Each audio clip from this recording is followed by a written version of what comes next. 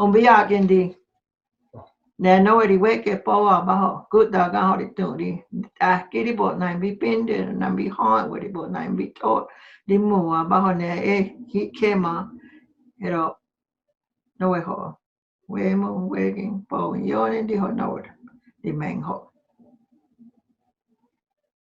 My name is Dick Fernandez. I'm a minister in the United Church of Christ.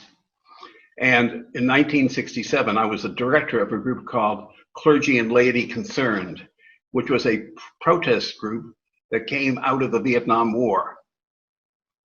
In 1966, Dr. King, on several occasions, gave voice to his concern about the war in Vietnam.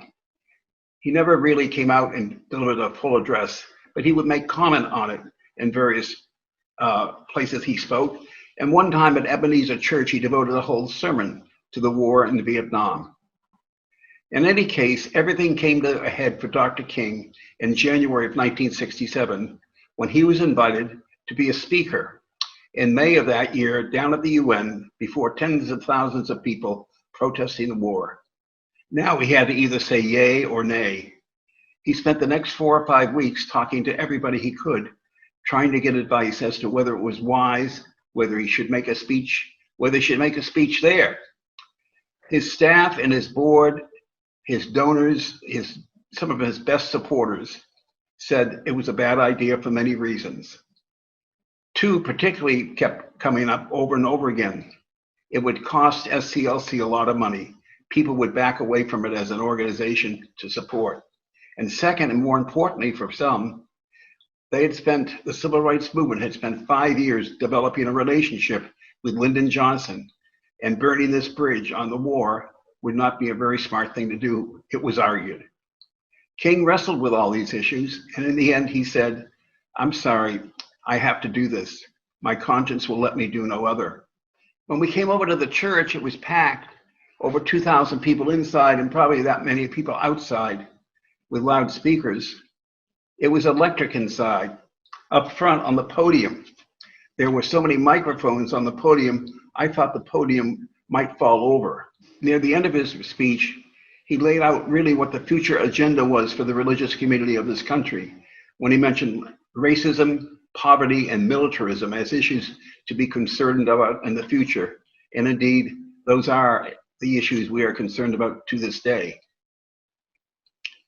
After the speech, in every newspaper, daily newspaper in the country, he was criticized. He was criticized up and down in the Black community, particularly from the leadership. King never backed away from that speech. I was with him on several occasions where he, without even blinking an eyelash, said it was one of the most important moments of my life. So he underscored the importance of it, even as he was being shredded in the press and criticized by people who had been longtime friends.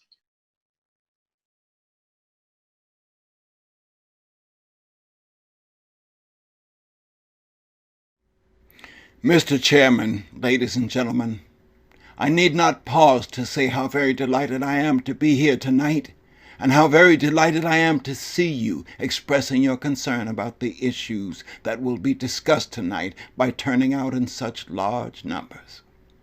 I also want to say that I consider it a great honor to share this program with Dr. Bennett, Dr. Commager, and Rabbi Heschel, and some of the distinguished leaders and personalities of our nation. And of course, it's always good to come back to Riverside Church. Over the last 8 years, I've had the privilege of preaching here almost every year in that period, and it is always a rich and rewarding experience to come to this great church and this great pulpit. I come to this magnificent house of worship tonight because my conscience leaves me no other choice. I join you in this meeting because I'm in deepest agreement with the aims and work of the organization which has brought us together, clergy and laymen concerned about Vietnam. The recent statements of your executive committee are the sentiments of my own heart, and I found myself in full accord when I read its opening lines, "A time comes when silence is betrayal." And that time has come for us in relation to Vietnam. The truth of these words is beyond doubt, but the mission to which they call us is a most difficult one. Even when pressed by the demands of inner truth, men do not easily assume the task of opposing their government's policy, especially in time of war. Nor does the human spirit move without great difficulty against all the apathy of conformist thought within one's own bosom and in the surrounding world. Moreover, when the issues at hand seem as perplexing as they often do in the case of this dreadful conflict, we are always on the verge of being mesmerized by uncertainty, but we must move on. And some of us who have already begun to break the silence of the night have found that the calling to speak is often a vocation of agony. But we must speak. We must speak with all the humility that is appropriate to our limited vision, but we must speak. And we must rejoice as well, for surely this is the first time in our nation's history that a significant number of its religious leaders have chosen to move beyond the prophesying of smooth patriotism to the high ground of a firm dissent based upon the mandates of conscience and the reading of history. Perhaps a new spirit is rising among us. If it is, let us trace its movement and pray that our own inner being may be sensitive to its guidance, for we are deeply in need of a new way beyond the darkness that seems so close around us. Over the past 2 years, I have moved to break the betrayal of my own silences and to speak from the burnings of my own heart, as I have called for radical departures from the destruction of Vietnam. Many persons have questioned me about the wisdom of my path. At the heart of their concern, this query has often loomed large and loud.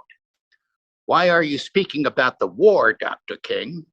Why are you joining the voices of dissent? Peace and civil rights don't mix, they say. Aren't you hurting the cause of your people, they ask? And when I hear them, though I often understand the source of their concern, I am nevertheless greatly saddened, for such questions mean that the inquirers have not really known me, my commitment, or my calling. Indeed, their questions suggest that they do not know the world in which they live. In the light of such tragic misunderstanding, I deem it of signal importance to try to state clearly, and I trust concisely, why I believe that the path from Dexter Avenue Baptist Church, the church in Montgomery, Alabama, where I began my pastorate, leads clearly to this sanctuary tonight. I come to this platform to make a passionate plea to my beloved nation. This speech is not addressed to Hanoi or to the National Liberation Front. It is not addressed to China or to Russia, nor is it an attempt to overlook the ambiguity of the total situation and the need for a collective solution to the tragedy of Vietnam. Neither is an attempt to make North Vietnam or the National Liberation Front paragons of virtue, nor to overlook the role they must play in the successful resolution of the problem. While they both may have justifiable reasons to be suspicious of the good faith of the United States, life and history give eloquent testimony to the fact that conflicts are never resolved without trustful give and take on both sides. Tonight, however, I wish not to speak to Hanoi and the National Liberation Front, but rather to my fellow Americans. Since I am a preacher by calling, I suppose it is not surprising that I have 7 major reasons for bringing Vietnam into the field of my moral vision. There is at the outset a very obvious and almost facile connection between the war in Vietnam and the struggle I and others have been waging in America. A few years ago, there was a shining moment in that struggle. It seemed as if there was a real promise of hope for the poor, both Black and white, through the poverty program. There were experiments, hopes, new beginnings. Then came the buildup in Vietnam, and I watched this program broken and eviscerated, as if it were some idle political plaything of a society gone mad on war. And I knew that America would never invest the necessary funds or energies in rehabilitation of its poor, so long as adventures like Vietnam continued to draw men and skills and money like some demonic destructive suction tube. So I was increasingly compelled to see the war as an enemy of the poor and to attack it as such. Perhaps a more tragic recognition of reality took place when it became clear to me that the war was doing far more than devastating the hopes of the poor at home. It was sending their sons and their brothers and their husbands to fight and die in extraordinarily high proportions relative to the rest of the population. We were taking the Black young men who had been crippled by our society and sending them 8,000 miles away to guarantee liberties in Southeast Asia, which they had not found in Southwest Georgia and East Harlem. And so we had been repeatedly faced with the cruel irony of watching Negro and white boys on TV screens as they kill and die together for a nation that has been unable to seat them together in the same schools. And so we watched them in brutal solidarity burning the huts of a poor village, but we realized that they would hardly live on the same block in Chicago. I could not be silent in the face of such cruel manipulation of the poor. My third reason moves to an even deeper level of awareness, for it grows out of my experience in the ghettos of the North over the last 3 years, especially the last 3 summers.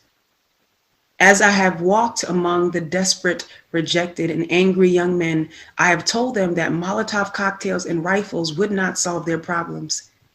I have tried to offer them my deepest compassion while maintaining my conviction that social change comes most meaningfully through nonviolent action. But they ask, and rightly so, what about Vietnam? They ask if our own nation wasn't using massive doses of violence to solve its problems, to bring about the changes it wanted. Their questions hit home. And I knew that I could never again raise my voice against the violence of the oppressed in the ghettos without having first spoken clearly to the greatest purveyor of violence in the world today, my own government. For the sake of those boys, for the sake of this government, for the sake of the hundreds of thousands trembling under our violence, I cannot be silent. For those who ask the question, aren't you a civil rights leader? And thereby mean to exclude me from the movement for peace, I have this further answer. In 1957, when a group of us formed the Southern Christian Leadership Conference, we chose as our motto, to save the soul of America. We were convinced that we could not limit our vision to certain rights for Black people, but instead affirmed the conviction that America would never be free or saved from itself until the descendants of its slaves were loosed completely from the shackles they still wear. In a way, we were agreeing with Langston Hughes, that Black bard of Harlem who had written earlier, oh yes, I say it plain, America never was America to me, and yet I swear this oath, America will be. Now it should be incandescently clear that no one who has any concern for the integrity and life of America today can ignore the present war. If America's soul becomes totally poisoned, part of the autopsy must read Vietnam. It can never be saved so long as it destroys the deepest hopes of men the world over. So it is that those of us who are yet determined that America will be are led down the path of protest and dissent, working for the health of our land. As if the weight of such a commitment to the life and health of America were not enough, another burden of responsibility was placed upon me in 1954. And I cannot forget that the Nobel Peace Prize was also a commission to work harder than I had ever worked before for the brotherhood of man. This is a calling that takes me beyond national allegiances. But even if it were not present, I would yet have to live with the meaning of my commitment to the ministry of Jesus Christ. To me, the relationship of this ministry to the making of peace is so obvious that I sometimes marvel at those who ask me why I'm speaking against the war. Could it be that they do not know that the good news was meant for all men, for communist and capitalist, for their children and ours, for Black and for white, for revolutionary and for conservative? Have they forgotten that my ministry is in obedience to the one who loved his enemies so fully that he died for them? What then can I say to the Viet Cong or to Castro or to Mao as a faithful minister of this one? Can I threaten them with death, or must I not share with them my life? And finally, as I try to explain for you and for myself the road that leads from Montgomery to this place, I would have offered all that was most valid if I simply said that I must be true to my conviction that I share with all men the calling to be a son of the living God. Beyond the calling of race or nation or creed is this vocation of sonship and brotherhood. And because I believe that the Father is deeply concerned, especially for his suffering and helpless and outcast children, I come tonight to speak for them. This I believe to be the privilege and the burden of all of us who deem ourselves bound by allegiances and loyalties which are broader and deeper than nationalism, and which go beyond our nation's self-defined goals and positions. We are called to speak for the weak, for the voiceless, for the victims of our nation, and for those it calls enemy, for no document from human hands can make these humans any less our brothers. As I ponder the madness of Vietnam and search within myself for ways to understand and respond in compassion, my mind goes constantly to the people of that peninsula. I speak now not of the soldiers of each side, not of the ideologies of the Liberation Front, not of the junta in Saigon, but simply of the people who've been living under the curse of war for almost 3 continuous decades now. And I think of them too, because it's clear to me that there'll be no meaningful solution there until some attempts are made to know them and hear their broken cries. They must see Americans as strange liberators. The Vietnamese people proclaimed their own independence in 1945 after a combined French and Japanese occupation and before the Communist Revolution in China.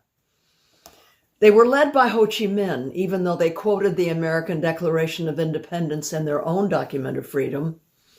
We refused to recognize them. Instead, we decided to support France in its reconquest of her former colony. Our government felt then that the Vietnamese people were not ready for independence.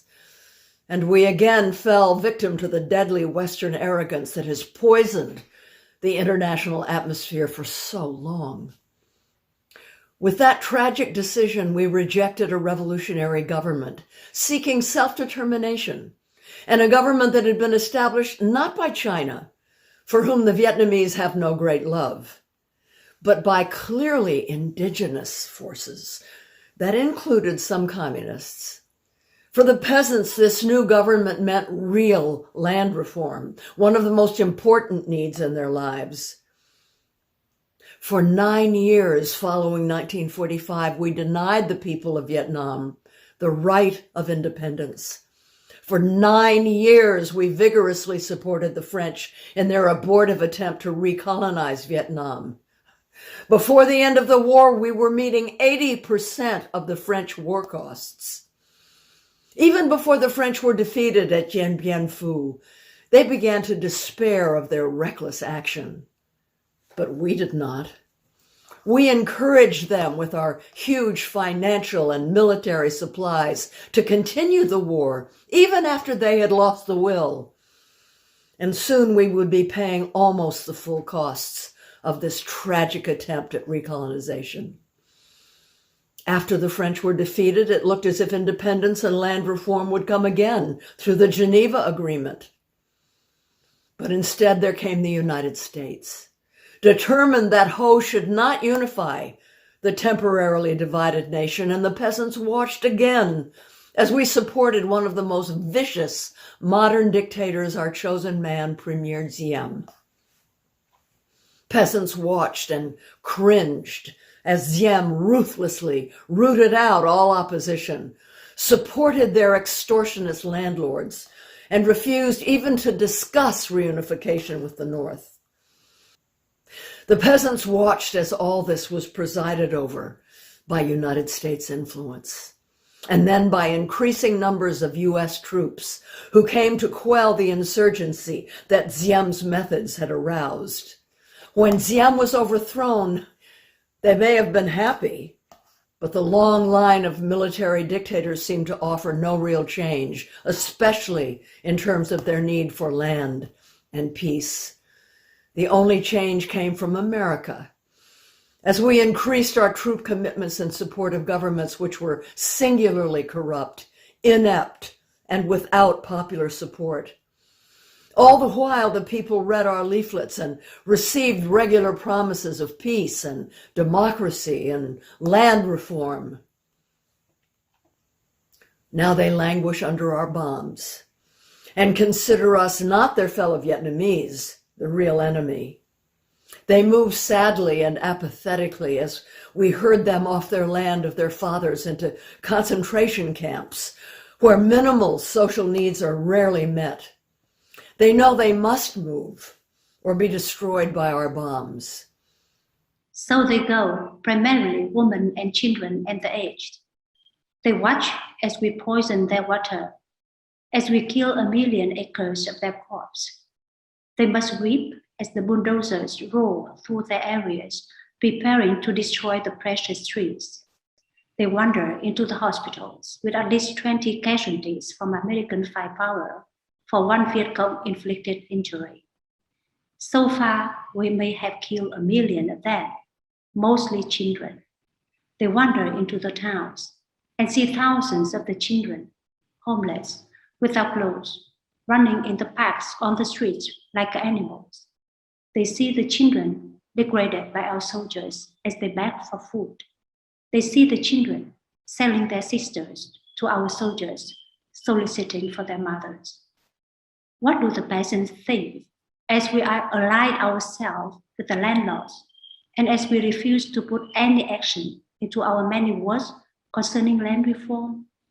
What do they think as we test out our latest weapons on them, just as the Germans tested out new medicines and new tortures in the concentration camps of Europe? Where are the roots of the independent Vietnam we claim to be building? Is it among these voiceless ones? We have destroyed their two most cherished institutions, the family and the village. We have destroyed their land and their crops. We have cooperated in the crushing of the nation's only non-communist revolutionary political force, the Unified Buddhist Church. We have supported the enemies of the peasants of Saigon. We have corrupted their women and children and killed their men. Now there's little left to build on save bitterness. Soon the only solid physical foundations remaining will be found at our military bases and in the concrete of the concentration camps we call fortified hamlets. The peasants may well wonder if we plan to build our new Vietnam on such grounds as these. Could we blame them for such thoughts? We must speak for them and raise the questions they cannot raise. These too are our brothers. Perhaps a more difficult but not less necessary task is to speak for those who have been designated as our enemies. What of the National Liberation Front, that strangely anonymous group we call VC or communists? What must they think of the United States of America when they realize that we permitted the repression and cruelty of Diem which helped to bring them into being a resistance group in the South?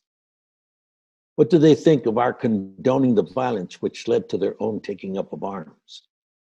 How can they believe in our integrity when we now speak of aggression from the North, as if there were nothing more essential to the war? How can they trust us when now we charge them with violence after the murderous reign of Diem, and charge them with violence while we pour every new weapon of death into their land? Surely we must understand their feelings, even if we do not condone their actions. Surely we must see that the men we supported pressed them to their violence.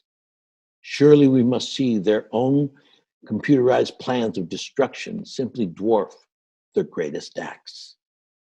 How do they judge us when our officials know that their membership is less than 25% communist and yet insist on giving them the blanket name? What must they be thinking when they know that we are aware of their control of major sections of Vietnam, and yet we appear ready to allow national elections in which this highly organized political parallel government will not have a part? They ask how we can speak of free elections when the Saigon press is censored and controlled by the military junta. And they are surely right to wonder what kind of new government we plan to help form without them, the only party in real touch with the peasants. They question our political goals, and they deny the reality of a peace settlement from which they will be excluded. Their questions are frighteningly relevant. Is our nation planning to build on political myth again, and then shore it up upon the power of new violence? Here is the true meaning and value of compassion and nonviolence, when it helps us to see the enemy's point of view, to hear his questions, to know his assessment of ourselves. For from his view, we may indeed see the basic weaknesses of our own condition. And if we are mature, we may learn and grow and profit from the wisdom of the brothers who are called the opposition. So too with Hanoi. In the north, where our bombs now pummel the land and our mines endanger the waterways, we are met by a deep but understandable mistrust. To speak for them is to explain this lack of confidence in Western words, and especially their distrust of American intentions now. In Hanoi are the men who led the nation to independence against the Japanese and the French, the men who sought membership in the French Commonwealth and were betrayed by the weakness of Paris and the willfulness of the colonial armies. It was they who led a second struggle against French domination at tremendous costs, and then were persuaded to give up the land they controlled between the 13th and 17th parallel as a temporary measure at Geneva. After 1954, they watched us conspire with Diem to prevent elections which could have surely brought Ho Chi Minh to power over a united Vietnam, and they realized they had been betrayed again. When we ask why they do not leap to negotiate, these things must be remembered. Also, it must be clear that the leaders of Hanoi considered the presence of American troops in support of the Diem regime to have been the initial military breach of the Geneva Agreement concerning foreign troops. They remind us that they did not begin to send troops in large numbers and even supplies into the South until American forces had moved into the tens of thousands. Hanoi remembers how our leaders refused to tell us the truth about the earlier North Vietnamese overtures for peace, how the president claimed that none existed when they had clearly been made. Ho Chi Minh has watched as America has spoken of peace and built up its forces. And now he has surely heard the increasing international rumors of American plans for an invasion of the North. He knows the bombing and shelling and mining we are doing are part of traditional pre-invasion strategy. Perhaps only his sense of humor and of irony can save him when he hears the most powerful nation of the world speaking of aggression as it drops thousands of bombs on a poor, weak nation more than 8,000 miles away from its shores. At this point, I should make it clear that while I have tried in these last few minutes to give a voice to the voiceless in Vietnam and to understand the arguments of those who are called enemy, I am as deeply concerned about our own troops there as anything else. For it occurs to me that what we are submitting them to in Vietnam is not simply the brutalizing process that goes on in any war where armies face each other and seek to destroy. We are adding cynicism to the process of death, for they must know, after a short period there, that none of the things we claim to be fighting for are really involved. Before long, they must know that their government has sent them into a struggle among Vietnamese, and the more sophisticated surely realize that we are on the side of the wealthy and the secure, while we create a hell for the poor. Somehow, this madness must cease. We must stop now. I speak as a child of God and brother to the suffering poor of Vietnam. I speak for those whose land is being laid waste, whose homes are being destroyed, whose culture is being subverted. I speak for the poor of America, who are paying the double price of smashed hopes at home and death and corruption in Vietnam. I speak as a citizen of the world, for the world stands aghast at the path we have taken. I speak as one who loves America to the leaders of our own nation. The great initiative in this war is ours. The initiative to stop it must be ours. This is the message of the great Buddhist leaders of Vietnam. Recently, one of them wrote these words, and I quote, "Each day the war goes on, the hatred increases in the heart of the Vietnamese and in the hearts of those of humanitarian instinct. The Americans are forcing even their friends into becoming their enemies. It is curious that the Americans, who calculate so carefully on the possibilities of military victory, do not realize that in the process they are incurring deep psychological and political defeat. The image of America will never again be the image of revolution, freedom, and democracy, but the image of violence and militarism. If we continue, there will be no doubt in my mind and in the mind of the world that we have no honorable intentions in Vietnam. If we do not stop our war against the people of Vietnam immediately, the world will be left with no other alternative than to see this as some horrible, clumsy, and even deadly game we have decided to play. The world now demands a maturity of America that we may not be able to achieve. It demands that we admit that we have been wrong from the beginning of our adventure in Vietnam, that we have been detrimental to the life of the Vietnamese people. The situation is one in which we must be ready to turn sharply from our present ways. In order to atone for our sins and errors in Vietnam, we should take the initiative in bringing a halt to this tragic war. I would like to suggest 5 concrete things that our government should do immediately to begin the long and difficult process of extricating ourselves from this nightmarish conflict. Number 1, end all bombing in North and South Vietnam. Number 2, declare a unilateral ceasefire and hope that such action will create the atmosphere for negotiation. 3, take immediate steps to prevent other battlegrounds in Southeast Asia by curtailing our military buildup in Thailand and our interference in Laos. 4, Realistically accept the fact that the National Liberation Front has substantial support in South Vietnam and must thereby play a role in any meaningful negotiations and any future Vietnam government. 5, set a date that we will remove all foreign troops from Vietnam in accordance with the 1954 Geneva Agreement.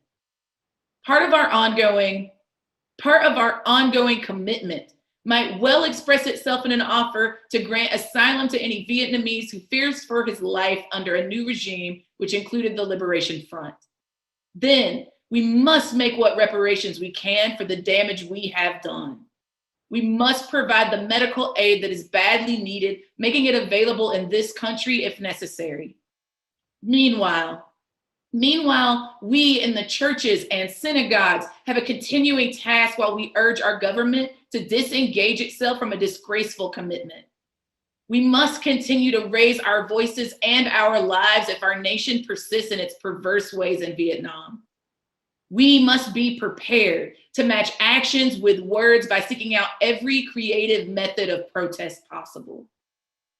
As we counsel young men concerning military service, we must clarify for them our nation's role in Vietnam and challenge them with the alternative of conscientious objection. I am pleased to say that this is a path now chosen by more than 70 students at my own alma mater, Morehouse College, and I recommend it to all who find the American course in Vietnam a dishonorable and unjust one. Moreover, I would encourage all ministers of draft age to give up their ministerial exemptions and seek status as conscientious objectors. These are the times for real choices and not false ones. We are at the moment when our lives must be placed on the line, if our nation is to survive its own folly. Every man of humane convictions must decide on the protest that best suits his convictions, but we must all protest. Now, there is something seductively tempting about stopping there and sending us all off on what in some circles has become a popular crusade against the war in Vietnam.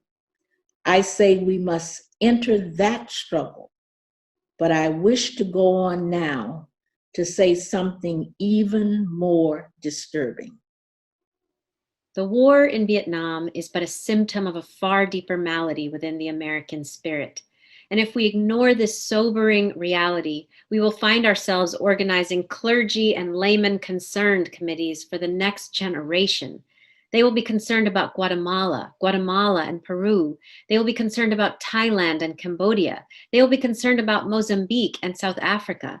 We will be marching for these and a dozen other names and attending rallies without end, unless there is a significant and profound change in American life and policy. And so, such thoughts take us beyond Vietnam, but not beyond our calling as sons of the living God. In 1957, a sensitive American official overseas said that it seemed to him that our nation was on the wrong side of a world revolution.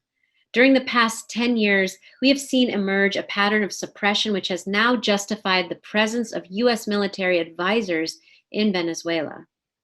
This need to maintain social stability for our investments accounts for the counter-revolutionary action of American forces in Guatemala. It tells why American helicopters are being used against guerrillas in Cambodia and why American napalm and Green Beret forces have already been active against rebels in Peru. It is with such activity in mind that the words of the late John F. Kennedy come back to haunt us. 5 years ago, he said, "Those who make peaceful revolution impossible will make violent revolution inevitable." increasingly by choice or by accident. This is the role our nation has taken, the role of those who make peaceful revolution impossible by refusing to give up the privileges and the pleasures that come from the immense profits of overseas investments. I am convinced that if we are to get on the right side of the world revolution, we as a nation must undergo a radical revolution of values. We must rapidly begin the shift from a thing-oriented society to a person-oriented society. When machines and computers, profit motives, and property rights are considered more important than people, the giant triplets of racism, extreme materialism, and militarism are incapable of being conquered. A true revolution of values will soon cause us to question the fairness and justice of many of our past and present policies. On the one hand, we are called to play the Good Samaritan on life's roadside, but that will be only an initial act. One day, we must come to see that the whole Jericho road must be transformed, so that men and women will not be constantly beaten and robbed as they make their journey on life's highway. True compassion is more than flinging a coin to a beggar. It comes to see that an edifice which produces beggars needs restructuring. A true revolution of values will soon look uneasily on the glaring contrast of poverty and wealth.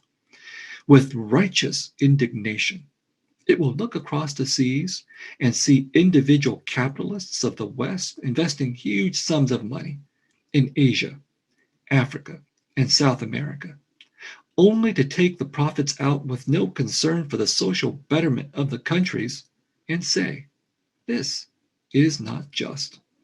It will look at our alliance with the landed gentry of South America and say, this is not just. The Western arrogance of feeling that it has everything to teach others and nothing to learn from them is not just. A true revolution of values will lay a hand on the world order and say of war, this way of settling differences is not just. This business of burning human beings with napalm, of filling our nation's homes with orphans and widows, of injecting poisonous drugs of hate into the veins of peoples normally humane, of sending men home from dark and bloody battlefields, physically handicapped and psychologically deranged, cannot be reconciled with wisdom, justice, and love. A nation that continues year after year to spend more money on military defense than on programs of social uplift is approaching spiritual death. America, the richest and most powerful nation in the world, can well lead the way in this revolution of values. There is nothing except a tragic death wish to prevent us from reordering our priorities so that the pursuit of peace will take precedence over the pursuit of war. There is nothing to keep us from molding a recalcitrant status quo with bruised hands until we have fashioned it into a brotherhood. The kind of positive revolution of values is our best defense against communism. War is not the answer. Communism will never be defeated by the use of atomic bombs or nuclear weapons. Let us not join those who shout war and through their misguided passions urge the United States to relinquish its participation in the United Nations. These are days which demand wise restraint and calm reasonableness. We must not engage in a negative anti-communism, but rather in a positive thrust for democracy, realizing that our greatest defense is to take offensive action on behalf of justice. We must, with positive action, seek to remove those conditions of poverty, insecurity, and injustice, which are the fertile soil in which the seed of discontent grows and develops. These are revolutionary times. All over the globe, men are revolting against old systems of exploitation and oppression, and out of the wounds of a frail world, new systems of justice and equality are being born. The shirtless and barefoot people of the land are rising up as never before. The people who sat in darkness have seen a great light. We in the West must support these revolutions. It is a sad fact that because of comfort, complacency, a morbid fear of communism, and our proneness to adjust to injustice, the Western nations that initiated so much of the revolutionary spirit of the modern world have now become the extreme anti-revolutionaries. This has driven many to feel that only Marxism has a revolutionary spirit. Therefore, communism is a judgment against our failure to make democracy real and follow through on the revolutions that we initiated. Our only hope today lies in our ability to recapture the revolutionary spirit and go into a sometimes hostile world, declaring eternal hostility to poverty, racism, and militarism. With this powerful commitment, we shall boldly challenge the status quo and unjust mores, and thereby speed the day when every valley shall be exalted, and every mountain and hill shall be made low, and the crooked shall be made straight, and the rough places plain. A genuine revolution of values means, in the final analysis, that our loyalties must be ecumenical rather than sectional. Every nation must now develop an overriding loyalty to mankind as a whole in order to preserve the best in their individual societies. This call for a worldwide fellowship that lifts neighborly concern beyond one's tribe, race, class, and nation is in reality a call for an all-embracing and unconditional love for all men. This oft misunderstood and misinterpreted concept, so readily dismissed by the Nietzsches of the world as a weak and cowardly force, has now become an absolute necessity for the survival of man. When I speak of love, I am not speaking of some sentimental and weak response. I'm speaking of that force which all of the great religions have seen as the supreme unifying principle of life. Love is somehow the key that unlocks the door which leads to ultimate reality. This Hindu, Muslim, Christian, Jewish, Buddhist belief about ultimate reality is beautifully summed up in the first epistle of St. John. Let us love one another, for love is God, and everyone that loveth is born of God, and knoweth God. He that loveth not knoweth not God, for God is love. If we love one another, God dwelleth in us, and his love is perfected in us. Let us hope that this spirit will become the order of the day. We can no longer afford to worship the God of hate or bow before the altar of retaliation. The oceans of history are made turbulent by the ever-rising tides of hate. History is cluttered with the wreckage of nations and individuals that pursued this self-defeating path of hate. As Arnold Toynbee says, love is the ultimate force that makes for the saving choice of life and good against the damning choice of death and evil. Therefore, the first hope in our inventory must be the hope that love is going to have the last word. We are now faced with the fact, my friends, that tomorrow is today. We are confronted with the fierce urgency of now.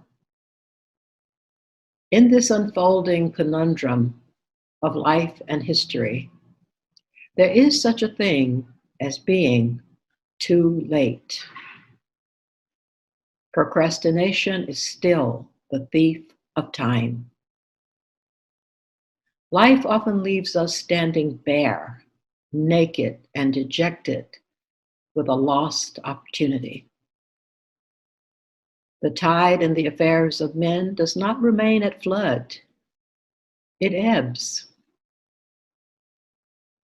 We may cry out desperately for time to pause in her passage, but time is adamant to every plea and rushes on. Over the bleached bones and jumbled residues of numerous civilizations are written the pathetic words, "Too late." There is an invisible book of life that faithfully records our vigilance or our neglect. Omar Khayyam is right. The moving finger writes, and having writ, moves on. We still have a choice today. Nonviolent coexistence or violent co-annihilation. We must move past indecision to action. We must find new ways to speak for peace in Vietnam and justice throughout the developing world, a world that borders on our doors. If we do not act, we shall surely be dragged down the long, dark, and shameful corridors of time, reserved for those who possess power without compassion, might without morality, and strength without sight. Now let us begin. Now let us rededicate ourselves to the long and bitter, but beautiful struggle for a new world. This is the calling of the sons of God, and our brothers wait eagerly for our response. Shall we say the odds are too great? Shall we tell them the struggle is too hard? Will our message be that the forces of American life militate against their rival as full men, and we send our deepest regrets? Or will there be another message of longing, of hope, of solidarity with their yearnings, of commitment to their cause, whatever the cost? The choice is ours. And though we might prefer it otherwise, we must choose in this crucial moment of human history. As that noble bard of yesterday, James Russell Lowell, eloquently stated, "Once to every man and nation comes a moment to decide. In the strife of truth and falsehood, for the good or evil side. Some great cause, God's new Messiah, offering each the bloom or blight. And the choice goes by forever, twixt that darkness and that light. Though the cause of evil prosper, yet 'tis truth alone is strong. Though her portions be the scaffold, and upon the throne be wrong, yet that scaffold sways the future, and behind the dim unknown standeth God within the shadow, keeping watch above his own. And if we will only make the right choice, we will be able to transform this pending cosmic elegy into a creative psalm of peace. If we will make the right choice, we will be able to transform the jangling discords of our world into a beautiful symphony of brotherhood. If we will but make the right choice, we will be able to speed up the day all over America and all over the world when justice will roll down like waters and righteousness like a mighty stream.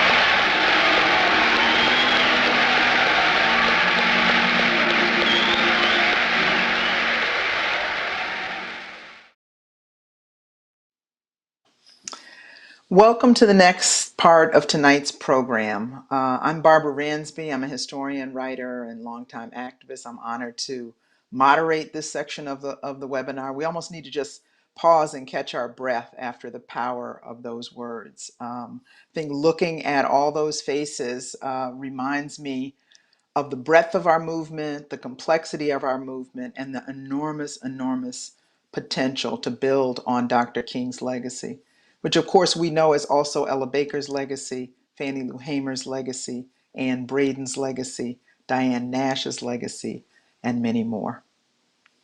By way of introduction, I want to just say that tonight's webinar will also have Spanish interpretation. Hay interpretación en español disponible. Hay un botón en la parte inferior de la pantalla. We will leave time also for questions at the end, so please use the question and answer function on your screen in about 40 minutes when we will segue to the question and answer section. I am really excited to be in conversation with these four panelists tonight. We all know as we enter into this conversation on the anniversary of Dr. King's assassination, as well as the anniversary of the famed Riverside Church speech, that the unfinished agenda of fighting war, poverty, and racism are still challenges very much with us today. As billionaires make over $1 trillion during the pandemic, while so many of our people are suffering, as militarism and war continue to decimate human life across the planet, and racism is palpable everywhere, we need only look at the recent horrific spate of racist police killings to be reminded of that fact. So we're going to be in conversation tonight with four amazing panelists, and I'm going to introduce them each as they make some opening remarks. We've asked them to respond to the speech, but also bring it up to the 21st century. Dr. King talked about the fierce urgency of now, so we want to ground ourselves in the fierce urgency of now as we remember those powerful words from 1967.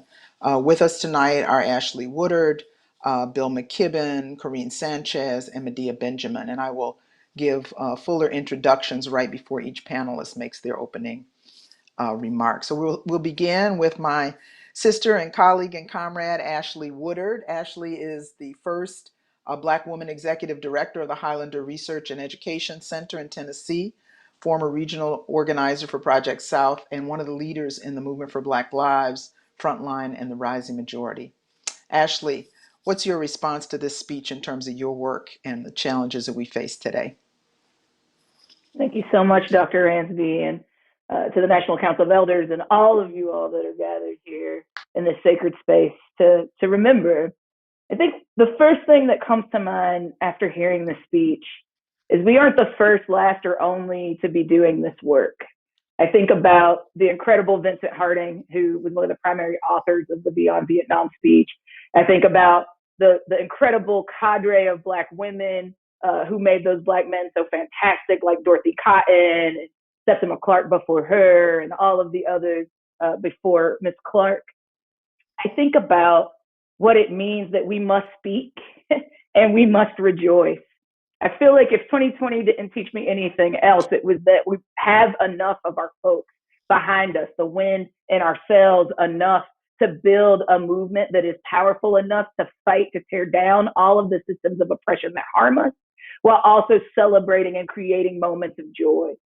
Right? We saw us fighting against capitalism, racialized patriarchal violence. We saw our movement sustain itself in the fight against white supremacist violence, whether it was from Charlottesville to what happened on January 6th. Our people are ready to rejoice, to build the new world that we deserve while tearing down the old. What we also saw that feels relevant in the context of this powerful speech is that when Black people speak up for what they deserve, when we demand what we want, when we build the alternative, we see this state, law enforcement, and white supremacy do everything in its power to push back. That Black people should only be able to talk about the race-based stuff. Leave all of the rest of it alone is what they told Dr. King. I know that many of my colleagues in the movement for Black Lives probably feel that too. Black people are making demands in a 21st century context, building on the leadership of folks like Dr. King, of folks in the Student Nonviolent Coordinating Committee, of folks in the Black Panther Party, and more, to say that when we talk about our people, we're talking about Black people here in the United States. We're talking about Black people all across the diaspora, and we're talking about all of our people in beloved community that are bending the moral arc of the universe towards justice beyond man-made borders and classes. I think it's important to remember that in this 21st century context, just in the 2020 fiscal year alone, the United States Department of Defense had a budget authority over $721 billion with a B, with $8.9 billion in mandatory spending. Just to give you some comparison, the third rollout of the stimulus for our people was around $335 billion, right? We're spending more money to support military interventions in places like Palestine to the tune of $140 billion in economic and military aid to Israel. But we're having to demand that we not just bail out our banks and not just buy more tanks, but actually invest in healthy, sustainable, and equitable communities for our people. We're demanding a state that does not continue to fail us while spending so much money on these military interventions. I think we have to be honest that there's a movement that is making demands that are what our people deserve. I think about the Vision for Black Lives policy platform that demands significant change in the US in terms of our life, how we live it, how we relate to ourselves and to others, that pushes for policy that we deserve, that is transformative and not just putting platinum Band-Aids on the gaping wounds of our society, that shifts our value set in relationship to how law is created, how it is implemented, and how it is enforced. We are demanding the end of the war on Black people. We are demanding independent political power and building it ourselves. We are demanding community control over everything and self-governance and self-determination for all people. We're demanding economic justice.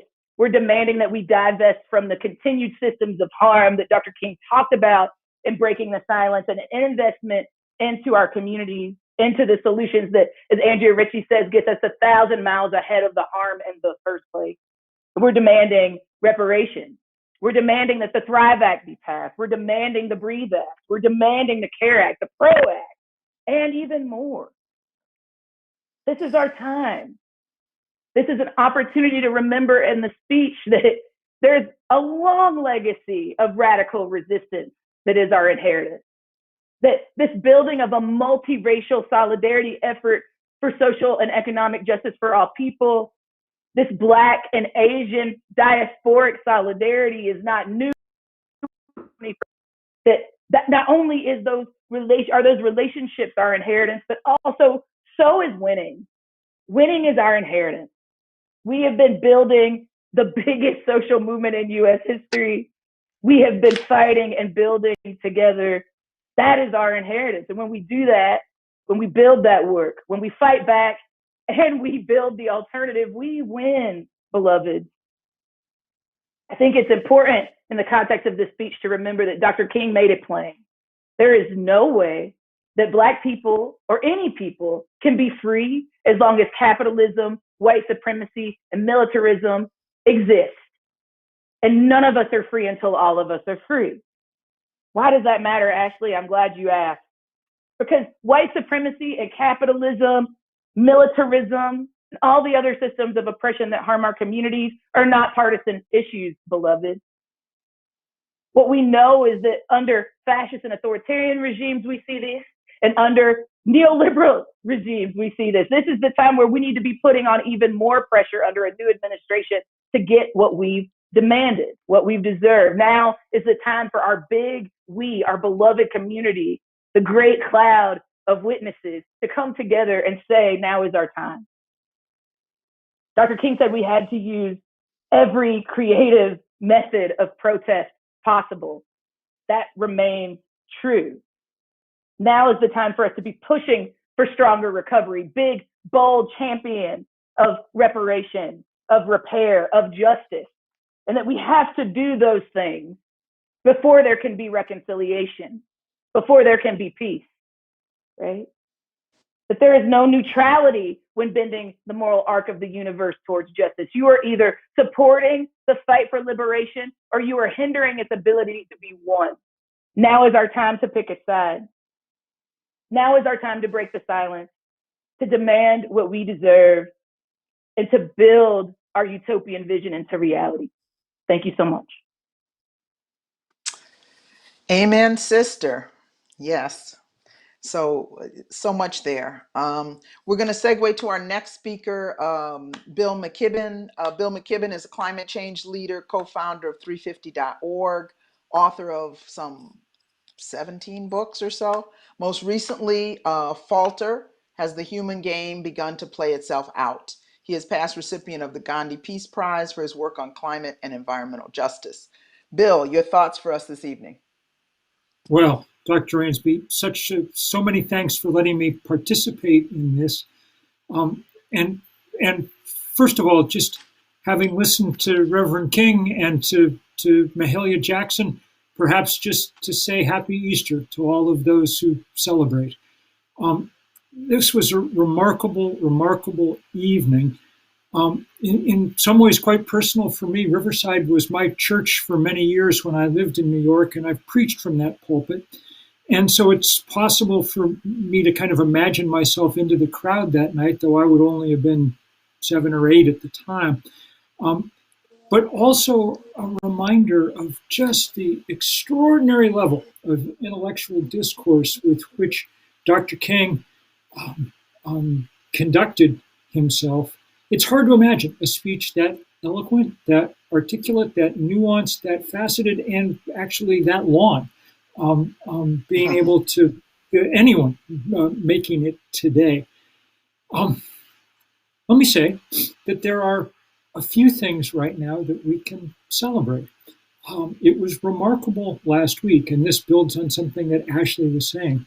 Remarkable last week to hear the Biden administration call for spending trillions with a T on infrastructure with a special emphasis on things that would help deal with climate change, and that 40% of that money would be directed to the communities that have been hardest hit. In my lifetime, our country's only spent trillions of dollars on things that blow up and the wars in which we use them. So there's a possibility of a new day coming of the kind that Dr. King foresaw. That said, to me, the most powerful thing in many ways about that speech was the way that it represented a kind of broadened understanding of the challenges that we face. And when one thinks about Dr. King's transit from Dexter Avenue Baptist Church to moral conscience in many ways of much of the planet, it's a remarkable transition and one that wasn't his alone. There's this really powerful new joint biography of Malcolm X and Dr. King by Peniel Joseph that makes the point that as they became more globalized in their understanding, as they traveled the world and looked out into it, they became steadily more radical in their understanding of what kind of change we needed. And I think that that probably would be even truer for Dr. King at this moment in time. In that great poem, Hymn, by James Russell Lowell, that he quotes at the end, new occasions teach new duties. In some ways, the biggest single new occasion since his lifetime was probably the understanding that we are undermining at the very most basic level the physical life support systems of this planet, climate change being the best example. The first Earth Day was a year after his assassination, but I think that none of it would have surprised him to learn. And the prescriptions that he put forward, especially the need to end both militarism and materialism as guiding principles in our lives, are truer now than they ever were before. We talk about the American assault with chemicals on the rest of the planet. Dr. King named napalm, but one could also as easily talk about carbon dioxide.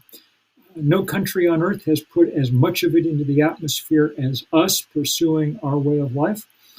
And now the victims of that assault are everywhere around the world. The iron law of climate change is the less you did to cause it, the sooner and the harder you are hit. So the time is now to take serious action. And that action requires a global response. And it requires a response not only from our political leaders, but from those people at the other end of Manhattan, from Riverside Church, 100 blocks to the south on Wall Street, who were providing the financing for the fossil fuel industry that keeps this industry alive. And I have no doubt that were he in the pulpit of Riverside Church now, Dr. King would recall that Riverside Church had been built by John D. Rockefeller, and the banks that the Rockefellers built, J.P. Morgan Chase, is now the biggest single financier of the fossil fuel industry on the planet. And that it is time, as the Rockefeller family has bravely said now over and over again, for that to end and that to shift. The world has changed much, but the ideas that Dr. King outlined, and especially the need for the movement that he helped build, the vast nonviolent social movement that challenged the status quo at its deepest levels, has never been more necessary than it is right now. Thank you so much, Thank you so Bill. much. We want to go now to Dr. Corinne Sanchez. Dr. Sanchez is the executive director of the Tewa Women United in northern New Mexico, organization founded and led by Native women addressing issues of health, sexual violence, and the environment. Dr. Sanchez has worked in the field of sexual violence for 25 years, and we are eager to hear your remarks tonight, my sister.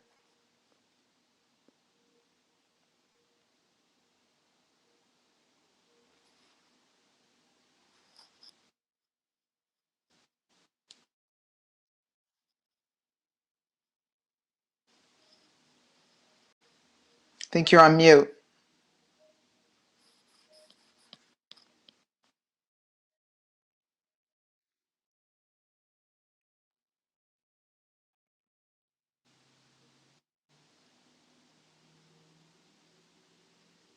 Can you hear me now?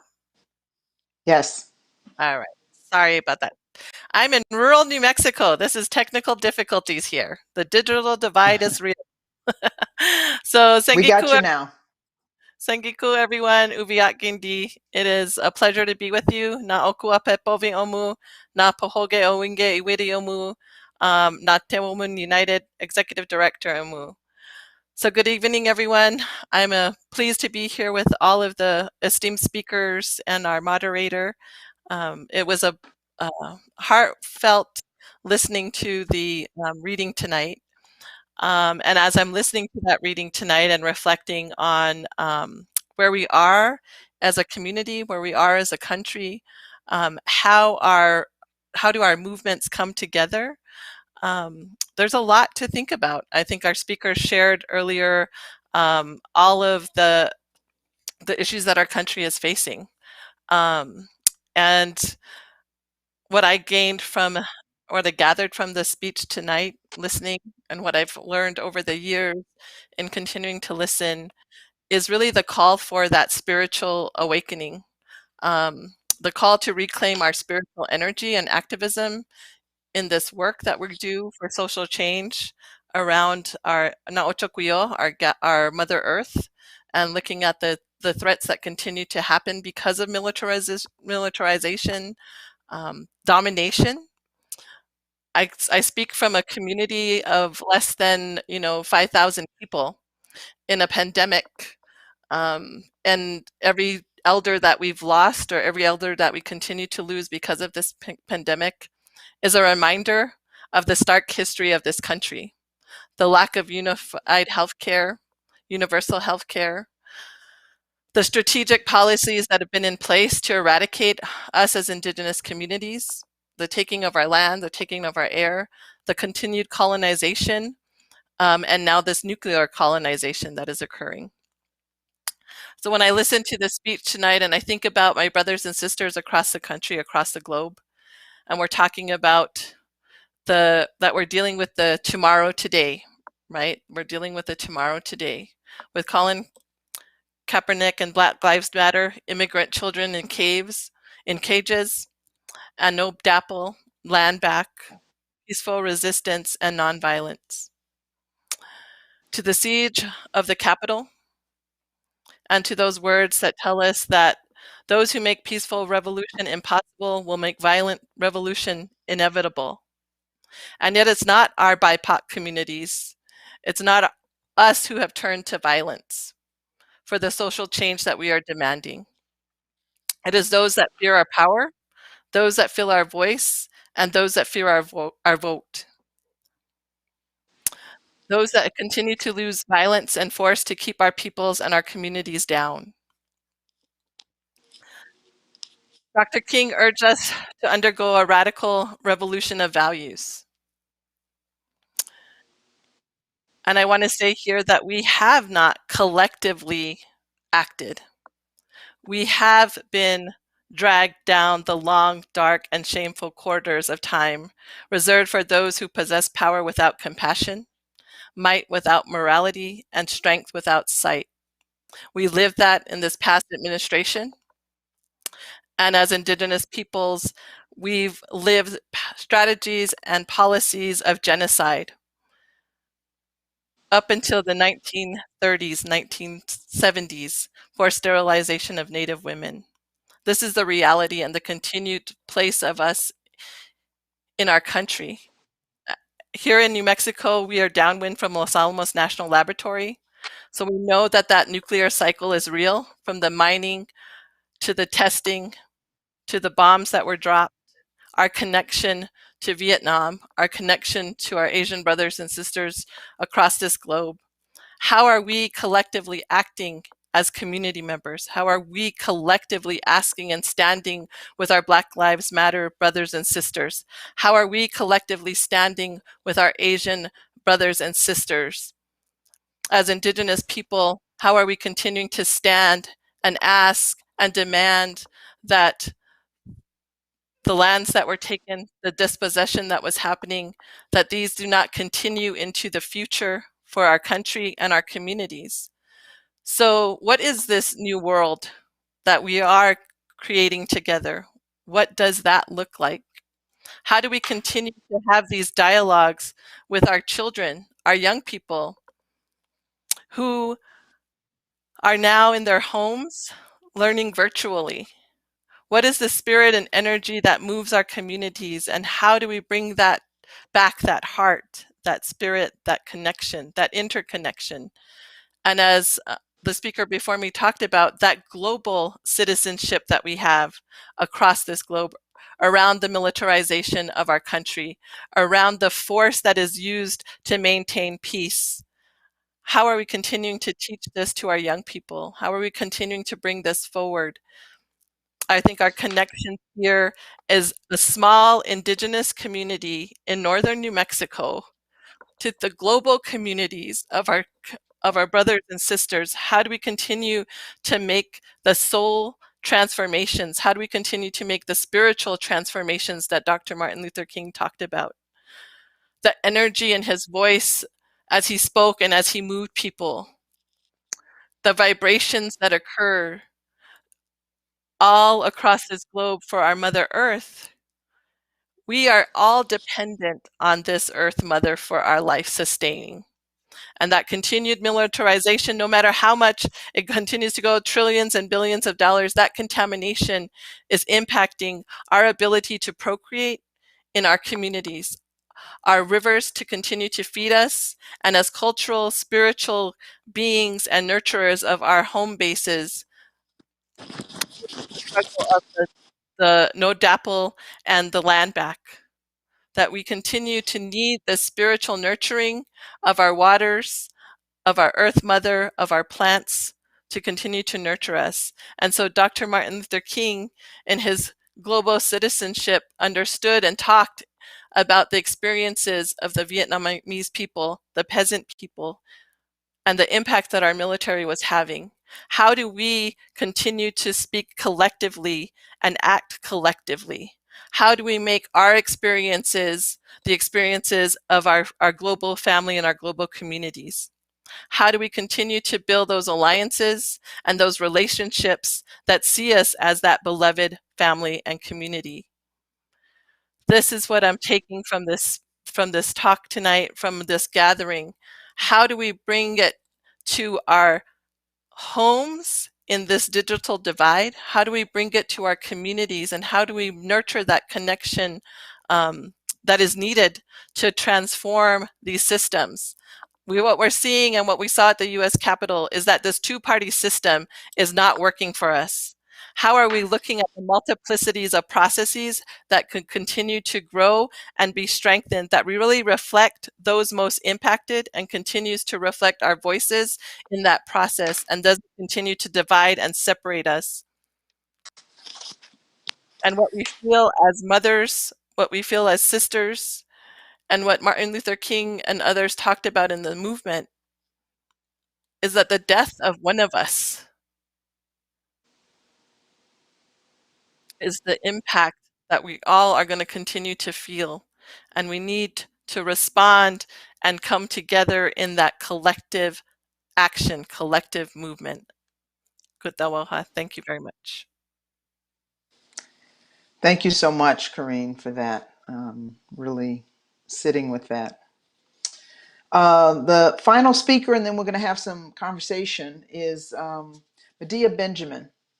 Medea is the director of the Food Labor Research Center at the University of California, Berkeley, and president and co-founder of One Fair Wage. She's also co-founder of the social justice organization Code Pink, and a longtime fierce hellraiser and freedom fighter. And we're always happy to hear her voice. Medea, what are you thinking tonight?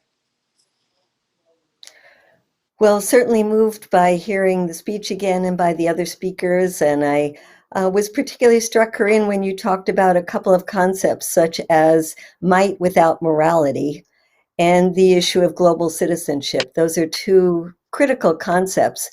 And when I listened to the speech, one thing that struck me was how things have changed in terms of the way the U.S. wages war these days.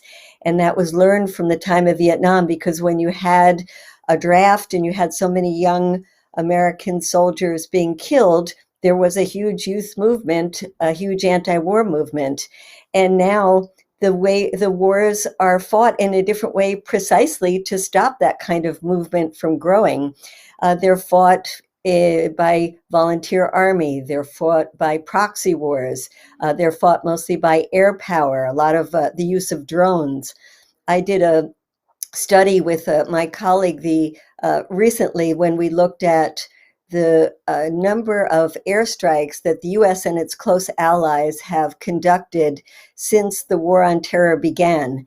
And we looked at Iraq, Syria, Libya, Afghanistan, Pakistan, Somalia, Yemen, and Palestine, and found out that the U.S. and its allies had been dropping 46 bombs a day, every single day, for the last 20 years. Now that's extraordinary and certainly confirms Martin Luther King's message that the U.S. was the greatest purveyor of violence in the world.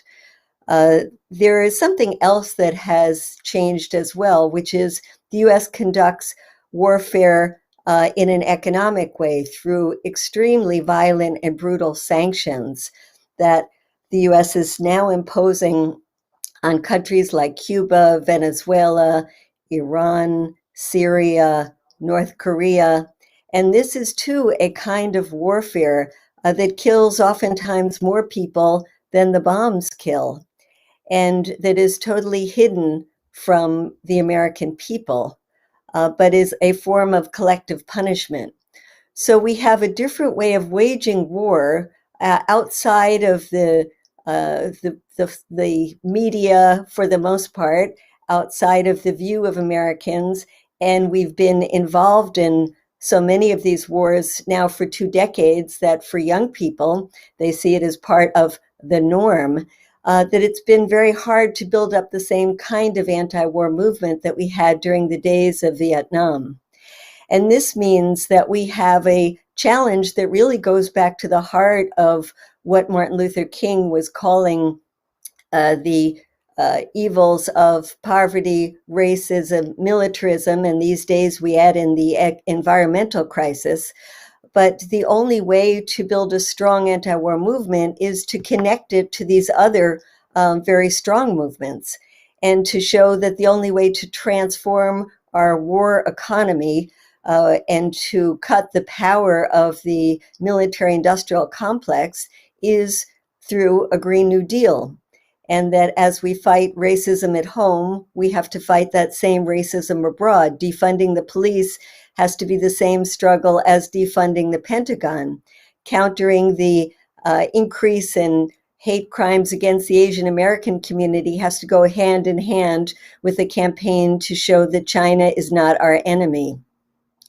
So we confront a huge challenge, which is basically how do we move the U.S. from an empire to a nation among many nations that doesn't have 800 bases overseas, that brings our troops home, that has significant cut in the Pentagon budget, that rids itself as it tries to rid the world of nuclear weapons. The positive thing is that the American people are on our side, no matter which political party.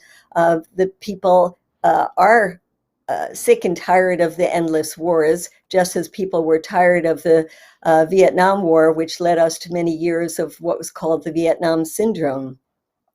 And what we need is exactly what Martin Luther King called for, the revolution of values. And I would say that this is not related to political parties, whether it was Trump's crass America First or Biden's call for the U.S. to be back at the head of the table. It's the whole concept that the U.S. does not have the right, and of course today it doesn't have the ability to be at the head of the table dictating to the rest of the world how it should conduct its business and how it should build its societies. And so our job is really to work in conjunction with the domestic movements to build a foreign policy that is based on cooperation, nonviolence, and a good new neighbor policy that we have to devise as a way of relating to the world in a totally new way than we have been doing since the time of the Vietnam War and even before that. and one that shares all the values that the other speakers have talked about tonight and is at the essence of Martin Luther King's speech. Thank you, Medea. I want to hone in on the part of King's message that several of you have talked about, and I often invoke in speeches, which is this notion of a radical revolution of values. What does that look like in the 21st century? What does that look like in the context of what COVID has put into bold, the COVID crisis has put into bold relief? And in light of the ongoing movements that are in motion at this moment, of course, 26 million people who were in motion against racist police violence, young people who are leading new anti-war organizations like the Dissenters and others, the calls to action by the Movement for Black Lives and Frontline and the rising majority around not only the Green New Deal, but the Red, Black, and Green New Deal and others. What does that particular quote mean to us and call us to in this moment? Any thoughts on that?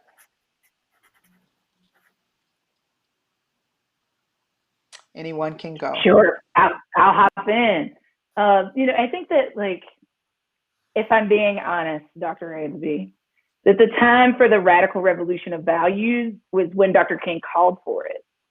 That at this point in a 21st century context, I feel like a lot of people can fit the politics of values, of morals, right, of what is right, but don't often take the next step of actually turning that into action. And I think what we saw in 2020 was a more mass than we've ever seen in my lifetime. People saying we're going to put our bodies actually into practice, right? He said, sure, we need a radical revolution of values, but he also said that we needed to come up with every creative form of protest to make this thing a reality. And one without the other, I feel frankly, is just not enough, right? We've seen people like saying that the world needs to be a better place, that we should get rid of racism, that police brutality is bad, that we should do something to shift this economy away from something that's bad for the planet and bad for the people to something that's good for the planet and good for our people, et cetera. But we haven't necessarily seen the folks that we elect to champion actually use policy as a vehicle to make that so. I think secondarily, we also haven't built the movements big and bad enough to build the alternatives to the state that we need to be able to just, practice mutual aid and collective liberation without codependency with the state. And I think that if we only settle for a radical revolution of values, I fear that will not a world save. We need to do both, and we can't afford not to. Values have to be reflected in our actions and our strategies and our commitments. Faith without works is dead. Yeah, there you go. Other thoughts on this? I have more questions than we have time. So if this one doesn't fit what you want to say, I got part B. Bill, you look like you might want to add something. Just to say, I think what Ashley says is so smart. We've come through this pandemic year, and it should have taught us a few things, but maybe most deeply that we are in desperate need of a new kind of solidarity in this country and around this world. We can't deal with the crises we have now as individuals, one at a time, and we can't deal even with them one nation at a time. We have to be able to deal with them in the global way that Dr. King was suggesting. And that's hard, and it's not something we've been good at, and it's the exact opposite of what Trumpism was all about. But that's what biology and physics and chemistry, as well as morality, call us to now in the deepest way. Mm-hmm. Absolutely. I think that point of. Oh, sorry. Go ahead. Go ahead, Corinne. Corinne. Hello. Yes. Can you hear me? Yes. I gotta test out technology. Yes, I believe that, again, we do have to think about values. What values are driving us? But I think what's lost in that translation is how do we live into these values and how do we collectively define these?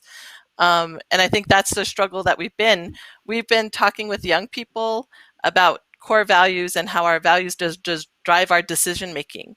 And so if we're looking at just that microcosm of that individual student, and then we're trying to move to this capacity, this bigger capacity of our country, how do we get people to then take action on those values? What do we define in America, and who is defining those values for us? You know, I grew up, you know, and all of us have, listening to these different stories, and then we've also listened to adults say values and then do something different, right? And so how then do we translate that? Because I feel like we're trying to get organizations, we're trying to get communities to come together around values, around having this justice, when justice has been so defined in different communities in different ways. Then we get to this equity piece, and what does equity look like in order for our communities to move to that place? So I think it's a nice kind of way for us to kind of talk about this. But again, how are we translating that into these action items? How are we seeing ourselves reflected in this country, in our communities, in that way, from the diversity that we have? How do we continue to move in that aspect? We've been working on a healing justice project with 21 organizations, trying to see at what level are these organizations talking about values, and how do we get to that place of then that real translation, right? How do we get to that place of vulnerable leadership? How do we get to that place of being authentically yourself when all of this country has been violence directed at us as brown Native women? And so how do we then move and shape our movement so that we're coming to that place collectively? And I feel like that's still been our challenge. What is our collective experience? I think the pandemic has at least allowed us as a country and as a global community to experience something collectively together. And still, we have people resisting wearing masks. We still have people resisting contributing to the community and the well-being of others, beyond thinking about themselves, but really thinking collectively about others. And I feel that's the place of where we've come in this individualistic way that American values have been articulated. So now how do we come together as collective BIPOC communities, talking about collectively that experience and those values, and how are we creating the spaces for us to talk about them? And I think Black Lives Matter has been one of the most powerful movements where I've seen that in my lifetime, seen that collective kind of movement. I come from a communal community, right? We're supposed to have these communal values, and yet sometimes there's people are still trying to weigh that individual rights and privilege as opposed to the communal needs of the whole. And so we're still in that conflict as an American society. So how do we overcome that? How do we truly overcome that? Such important. Yeah. Well, thank you. Such important questions. I mean, I want to give Medea a chance to jump in. And I also want to make sure we come back to what some of you have invoked in terms of the global. What's happening in Yemen, Tigray, Palestine, Burma, Myanmar, Haiti. You know, how do we see both values and practice shift toward a more progressive and radical vision on the global level in terms of foreign policy? Medea? Well, on the last issue, I think one of the key things of the revolution of values is to see militarism as a problem, not a solution. And that perhaps today, when we see that most of the public puts at the top of the issues that concern the most is not the fear of China or the fear of terrorism, but is the pandemic and other health issues, environmental crises, inequality, racism, that these are things that cannot be dealt with through militarism. And that gives us a good start in terms of moving towards this revolution of values. And then when you put it into this global context, it is heartbreaking to see, for example, in the case of Yemen, that our government, from the time of Obama through the Trump years, and now Biden has put a halt, but it's not very clear where that is going in the weapons that we sell to the Saudis. This has become a huge business in the United States. And even in the Biden administration, they're now saying that it's important to keep this relationship with a repressive regime like the Saudis, and that keeps us involved in a war in Yemen that we should have never been involved in, and we should always have been speaking out against. So I think as long as we have a war economy, it's very hard for us to stop selling weapons to repressive regimes or even giving weapons to repressive regimes like Israel or Egypt. And that's why I think that the Green New Deal is so critical in terms of moving away from an economy where it's not just the big weapons manufacturers that profit from war and the defense contractors or the military contractors, but it's also millions of US jobs that are dependent on this war economy that needs to be shifted. Mm-hmm. Thank you so much. So I'm going to shift now to the questions that have come from the audience. People have been patiently listening to all your brilliance and insights, and they have some questions. So I'm going to throw out 3 questions that have been passed on to me from the listeners, and we have over 1,000 people listening on various platforms. So it's very exciting. One question was, how do we see the link between the criticism and vitriol that Dr. King experienced after his speech in 1967, after the Beyond Vietnam speech, and the climate that led to his assassination? I'm going to give you 3 questions, and I don't want each of you to answer all 3. You can pick one. And the second question is, Dr. King talked about learning from opposition. How do we learn from our opposition? That's a tricky one. And then finally, what is your assessment of the Poor People's Campaign as a part of carrying on Dr. King's legacy? Anyone? Any question? Many doors into the house, my friends. Well, I'll just say that it's been one of the happy events of the last few years to see Reverend Barber and others pick up the mantle of the Poor People's Campaign and bring it forward into our time and expand it to include all the issues that we're talking about tonight. And that fits very closely with the first question about the vitriol directed at Dr. King.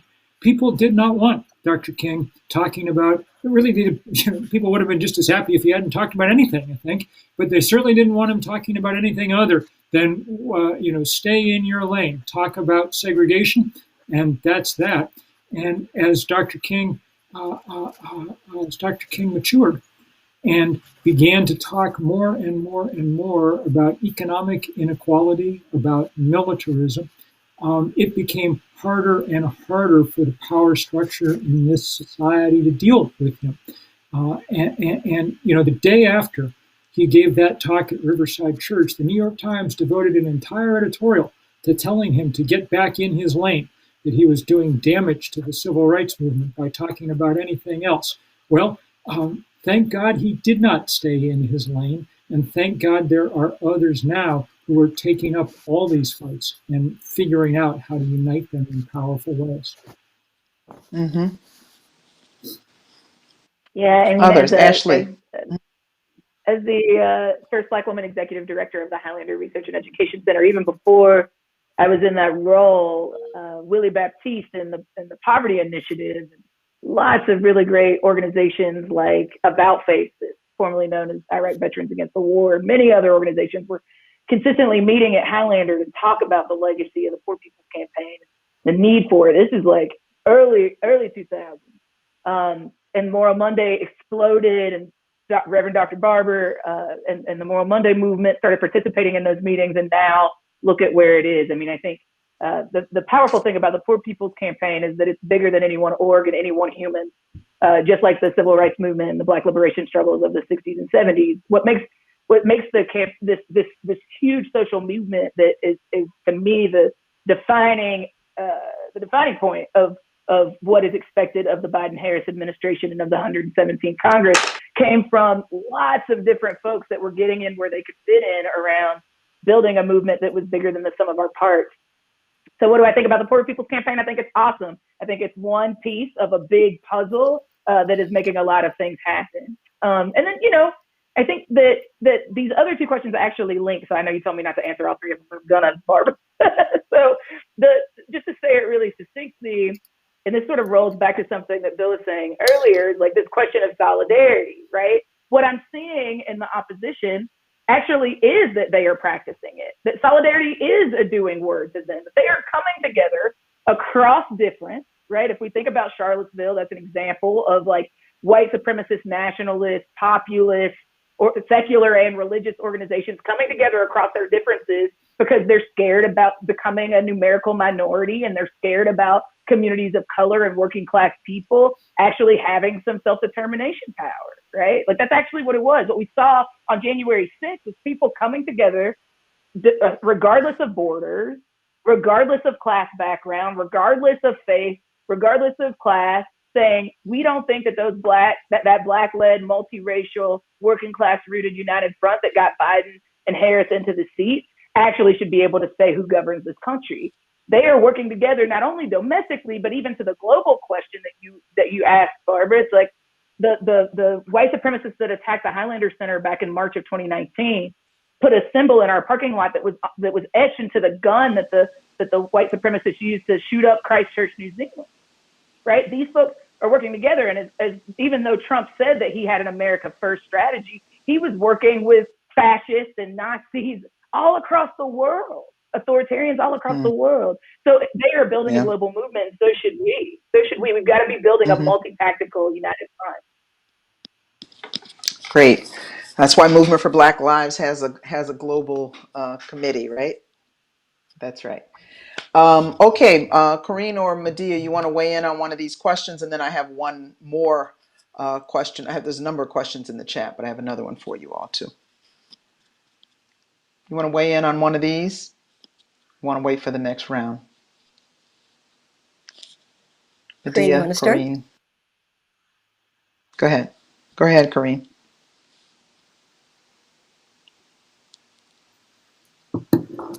Hello. Yes, I want to say big yes to Reverend Barber and the Poor People's Campaign, most definitely. I think the ways that we can highlight and bring to the consciousness of our young people, our communities, our rural communities across this nation, the more that we can then continue to be pooling our energy to move and change systems. And learning from the opposition. I think that's been a strategy from all of us since the beginning of time.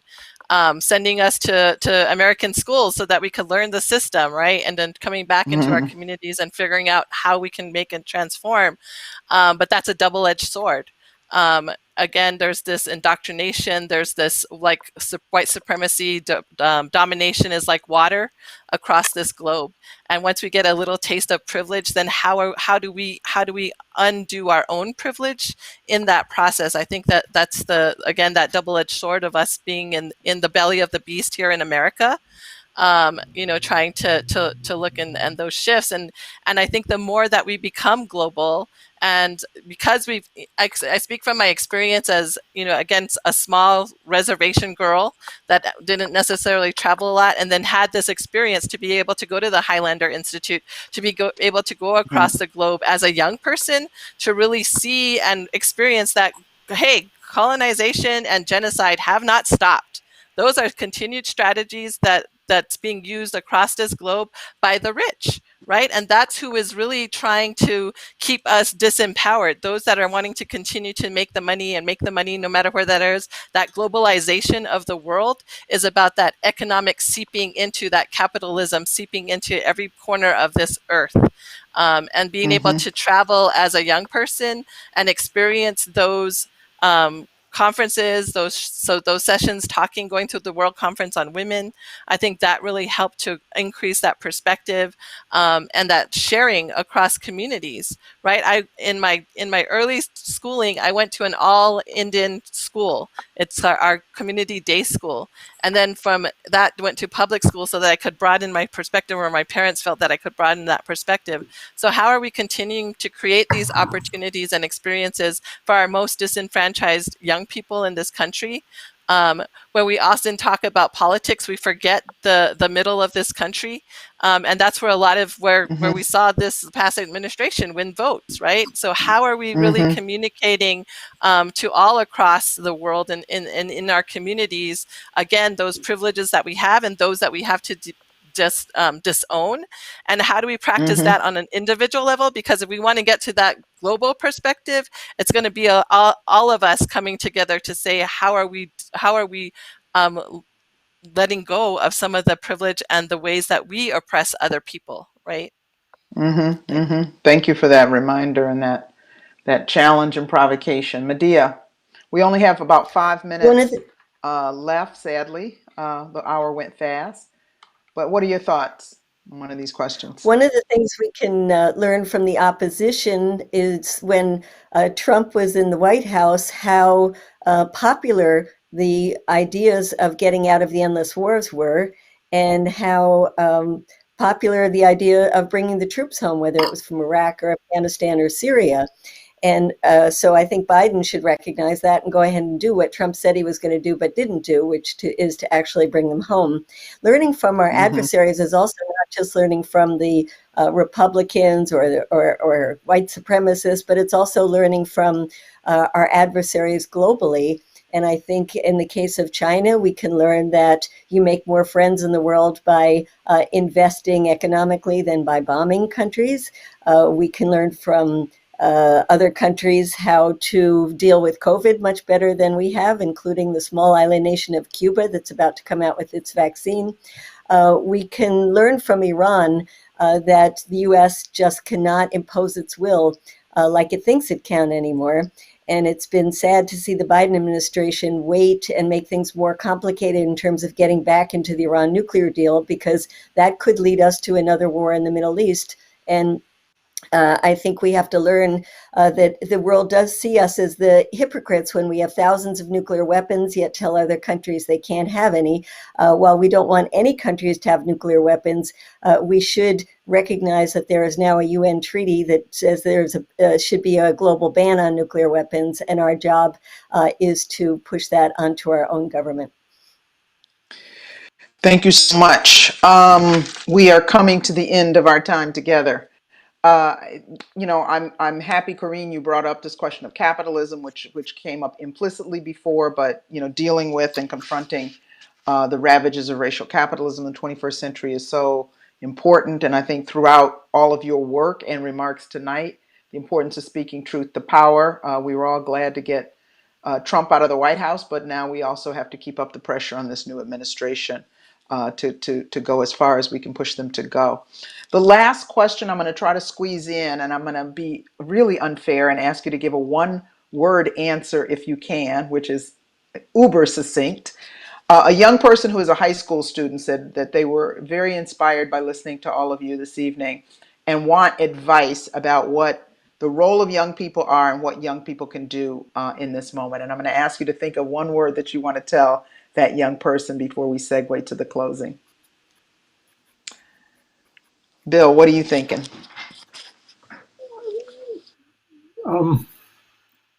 Young people are leading. Young people are leading right now, at least in the climate fight and a lot of others. And so they got to just keep it up, man. And the rest of us have a duty to try and follow where they're leading. Okay, that was 13 words. Gotcha. Corinne, I'm just teasing. Corinne. Revolutions live in you. Revolutions live in you. Okay. All right. Medea. 2 words, be radical. Gotcha. We've seen you stand up to enough folks, enough situations to follow that lead. Ashley. Yeah, I can't do the one word. I tried. I would say don't be scared of power. You've got it. It's yours. Don't be scared to fail. You will. You're not perfect. To study, to practice, sum it up and do it again. Great. Great messages. I knew you wouldn't all say one word, but if I said one word, I'd get like 2 sentences. So Very, very powerful sentences for our closing. So I want to thank our fabulous panel members. I want to thank the interpreters, both the Spanish interpreter and the sign language interpreters, for making this program more accessible. And there's more than 1,000 people that watch this program, so it's wonderful. I want to also give a special thanks to the co-producers who helped present King Breaking the Silence, the SNCC Legacy Project, the National Council of Elders, the Vietnam Peace Commemoration Committee, the Highlander Center, the National Black Justice Coalition, the National Civil Rights Museum, Fellowship of Reconciliation, the Zen Education Project, Voices of a People's History, the Shalom Center, and one of the producers, the National Civil Rights Museum, also marks today Dr. King's assassination each year. The museum has kindly shared media that they produced for their commemoration, which was broadcast earlier this evening as a part of Remembering MLK, the man, the movement, and the moment. We're pleased to share it, and we invite people to join us over the next year to extend further this call for unity and action. Thank you.